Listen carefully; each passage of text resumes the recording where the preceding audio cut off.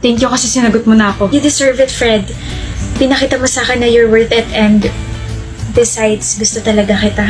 I'll be good to you, Dea. I'll be your best boyfriend ever. Mamahalin kita, iingatan kita, and I'll keep my promises. Remind ko lang na alis tayo bukas ha. Sasama tayo sa outing nila mama. Okay, B. Huwag kang magsushort, Dea. Ha? Pero mainit, tsaka sa resort tayo pupunta. Hindi ka rin pwede magbikini. Wear something that can cover your whole body. Ito na naman ba tayo, Fred? Magsiswimming tayo, hindi tayo pupunta sa malamig na lugar. Hindi ka nga pwede mag-short. Gawin mo na lang yung sinabi ko. Okay? E di magsisleeveless na blouse na lang ako. E di huwag ka nalang sumama. Buisit. Obi, anong ginagawa mo rito sa bahay? Ano sabi mo? Gagala ka?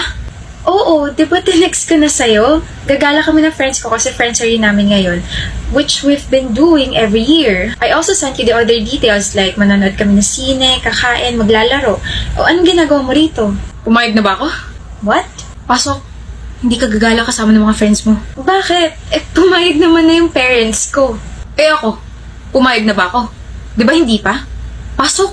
My friends are waiting for me, Fred. Wawala ako rito. Fred! Gusto mo bang magbasag ako ng gamit? Ha?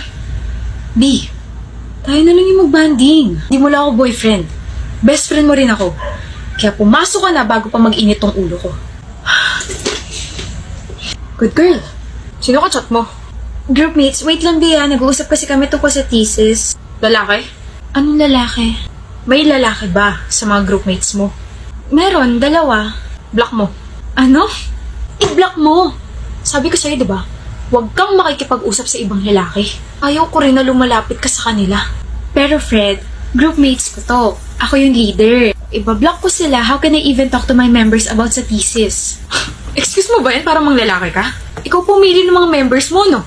Malandi ka talaga. Yung prof namin yung pumili ng members. Ano ba? Ako o yung mga groupmates mo mga lalaki? Ano? Mamili ka! Pati to big issue sa'yo? Fred, nag-aaral lang naman ako. Dea!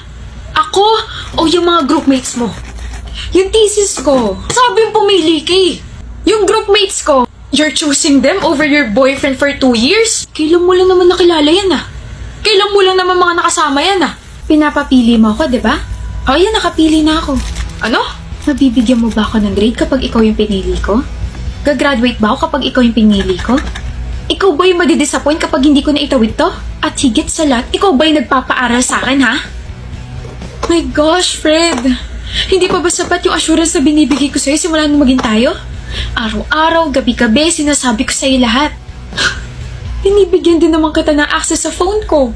Wala akong tinatago sa'yo, pero bakit ganyan ka sa akin? Kulang na lang pagbawalan mo na rin akong kitain yung mga magulang ko tsaka yung mga relatives ko eh. Okay. Okay. I just love you. Okay? I just love you, Dea. Well, selfish ang pagmamahal mo. Selfish ka. Pagsisisihan mo to. Maghahabol ka rin. I'm so done with you, Fred. Sakal na ako. Magwawala ako rito. Gusto mo, tulungan pa kita eh. Magbabasag ako, Dea. Hindi na kailangan dahil basag na yung ulo mo. Break na tayo.